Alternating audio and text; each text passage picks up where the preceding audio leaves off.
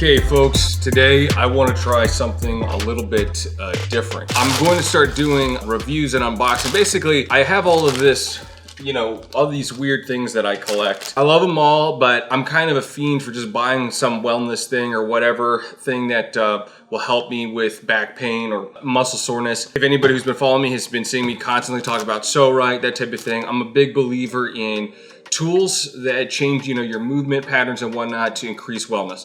I mean, that's what critical fitness is. Critical fitness is literally that. It is the fitness that you need for your health and for your health span. I just decided that because I'm constantly buying weird stuff that people find interesting, that I'm gonna start doing unboxings and reviews. Also because of people told me that they love watching me unbox my samples and stuff. So hopefully this is entertaining for you as well. So I got this. This is a white bag. That's it, folks. I got a white bag. No, I got something. It's a pair of shoes that I'm going to show you here in just a moment. But basically, let me just kind of give you a little bit of backstory. So anybody who's been following me knows that I am becoming increasingly more, how should I say this? I'm putting more and more emphasis on strengthening my feet.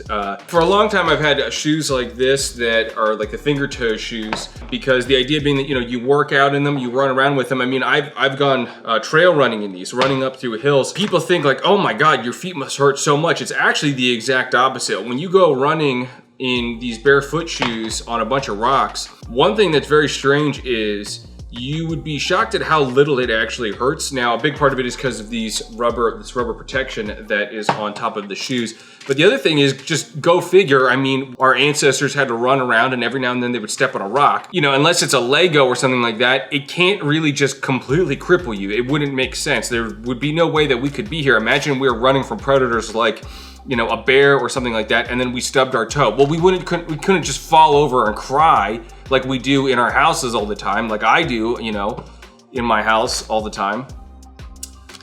We'd have to be able to get away. Basically, the idea is that your feet will get stronger, they will get tougher. A lot of times, you've probably seen me talk about bad movement patterns and how people have been walking in these shoes like New Balances and Asics and things like that, which are actually hurting people. So these shoes, Asics and New Balances, Nikes that have the big cushions under them, people for years thought that they needed more and more support in their feet.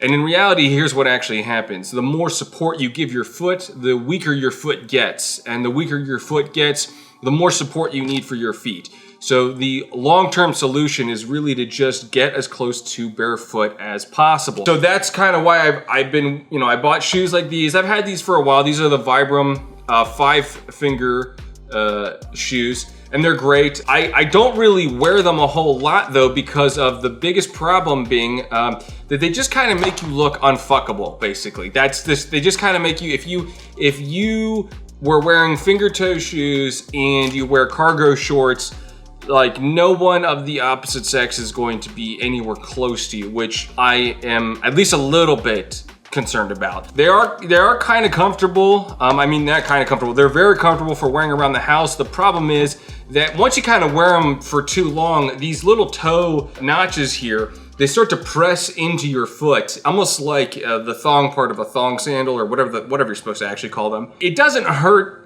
a lot. It just kind of is annoying and you're thinking about it. And when you go for a run, they just kind of get annoying. And that goes to the other point, which is that, so, number one, they just make you look unfuckable.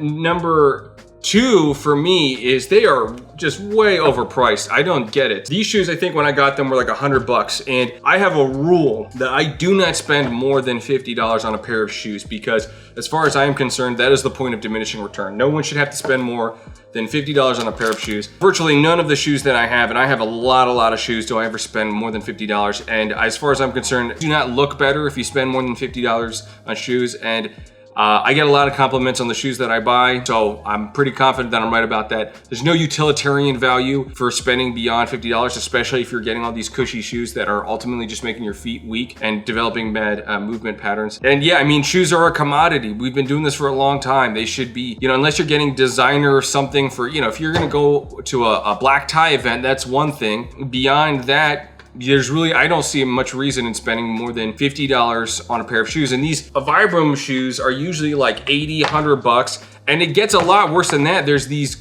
great shoes, the Vivo shoes, And they are not unfuckable. They are very fuckable in terms of how good they look and all that. These shoes that they make are incredible. I think it's called Vivo or Vivo Foot or something like that, but they're amazing. They look gorgeous, and they've got the wide toe box, so it's almost like your toes can spread out and almost like you're barefoot.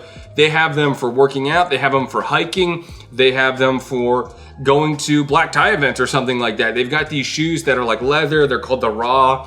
And they have one that has like Michel Basquiat, or I probably messed that up, Michael Basquiat or Basquiat or something like that. That they, I guess they tagged up with his enterprise or something, and they use his artwork and put them on the shoes, and they look incredible. They look gorgeous. They're just incredible shoes. I don't get it because it's less shoe. I don't understand why you have to pay more for less shoe. The whole point of it is that it's close to being barefoot. So why would I go from paying $50 on a pair of shoes like these soccer shoes that have lasted me for years and don't look like they're ever gonna give out? Why should I pay 4 times as much for something that is supposed to be less shoe? So here comes the solution. So I just looked up barefoot shoes on Amazon, and yeah, there's all kinds of shoes that are $200 or whatever, but there is also this company that looks like they more or less provide the exact same thing for, in this case, it was $35. There are some that are $30, so well under my guide. So these are minimalist barefoot style shoes. Now they don't have the, here, let me rip these open. You can tell, I mean, these are definitely $35 shoes because it doesn't even come in a box, which, I mean, the boxes are stupid anyway. You throw them out, it's just a waste. It's just a waste of, and yeah, I mean, I think, are they the best looking shoes I've ever, you know what? They're actually not bad looking. So this is called a Whitin, W-H-I-T-N, I think. Just, I don't know if there's another I or whatever. But if you just look up barefoot shoes, you'll see what I'm talking about. So no splitting of the toes in between, which I think will make them more comfortable and more easy to use. A bit of a cushion in the back for your heel, which is good for me because I have what's called Haglund's deformity. And yeah, this is the other idea, is because of I have like deformed ankles. The idea being that strengthening the muscles around my feet will help me out with that. So yeah, I'm gonna try these on. So basically, I mean, this wasn't much of an unboxing. It was just plastic, which I'm personally okay with. But yeah, I mean, look at this. I picked this one out because I thought this would be the closest to a gym shoe and something I could wear on the street. But for 30 bucks, I might as well get a couple more if this turns out to be great. And I like how it has so this is kind of like the trail running version, which I always get anyway, because you can use the trail for obviously running on a trail, but you can also use it for at the gym. It really doesn't make much of a difference. Yeah, so I mean, I'm gonna try these on, and then yeah, I'm gonna give you a review and let you know how these actually work out. I think I like these. I think I like the way they look. Try these on. So now you get to see my weird feet. Notice how it just says sports, and I don't know if you can't see it. It just says sports on the inside, which is interesting. All right, so these are the size 10. I normally wear size 10 and a half. And let's see how this actually fits. This fits.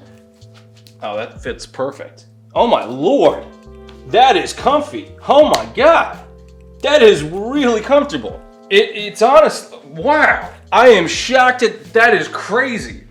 It feels, wow. It's almost like I don't even know how to describe it. It's almost like it's got memory foam, which is a bit more than I would want. I thought that this would be more minimal, and also for the price, I thought it would be more minimal too. I thought that was the whole idea.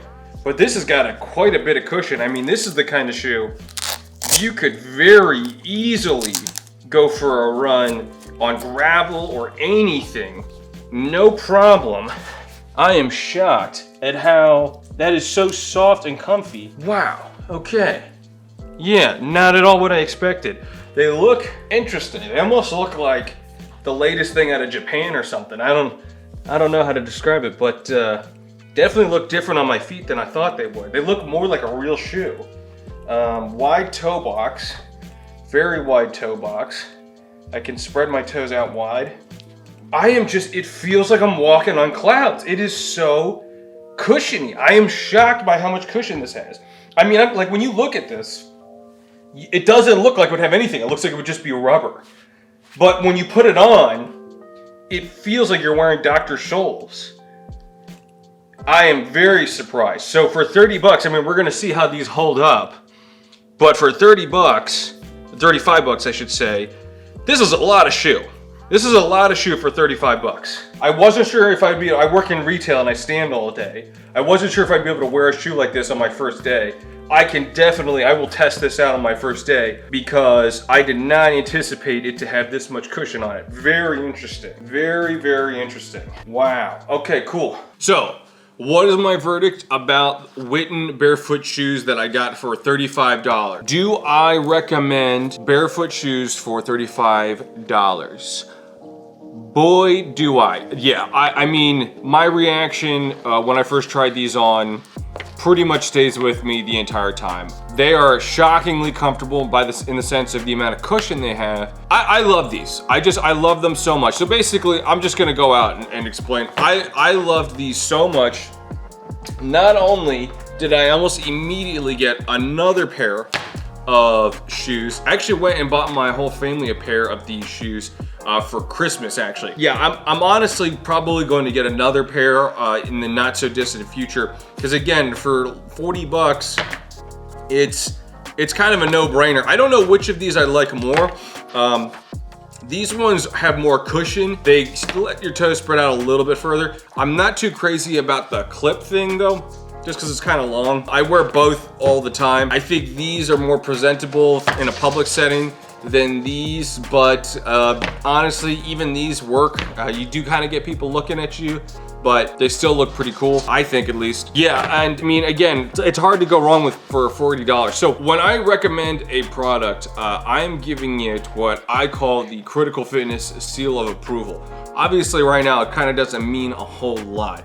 But the idea here is this. Essentially, it means that it meets more or less one criteria, which is, does more of this product make the world a better place? You know, there's a lot of companies out there that the more units they push, the worse the world gets. Coca-Cola would probably be a good example.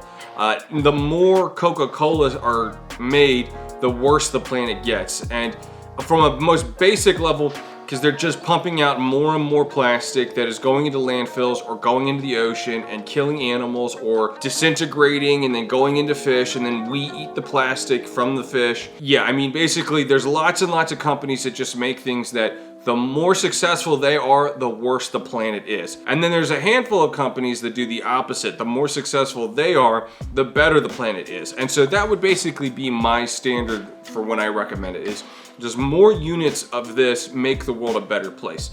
And I think for sure that, yeah, more units of these make the world a better place. And the reason why is because foot health is real, folks. I mean, believe the hype. It is real. Even, you know, I already knew this. I already knew before I started buying minimalist shoes that this was gonna help my feet. I just kind of didn't do it because, well, like I said, I didn't realize that you could get shoes for less than $200 or $150. And so I started wearing these shoes a lot more and just spending more time in my bare feet.